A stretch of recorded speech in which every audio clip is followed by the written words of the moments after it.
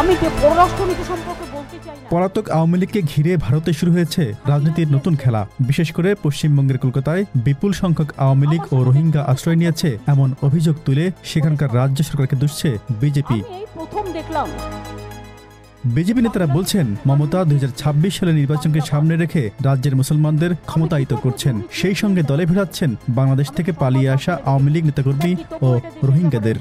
মমতার এমন উদ্যোগে হিন্দুরা বঞ্চিত হবে এমন দাবি তুলে সেখানে রাজ্যের বিজেপি নেতারা বলছেন এমন আত্মঘাতী কর্মকাণ্ড থেকে মমতা বেরিয়ে না এলে রাজপথে নামতে বাধ্য হবে হিন্দুরা। ক্ষমতা থেকে ছুড়ে ফেলে দেওয়া হবে মুখ্যমন্ত্রী মমতা বন্দ্যোপাধ্যায়কে।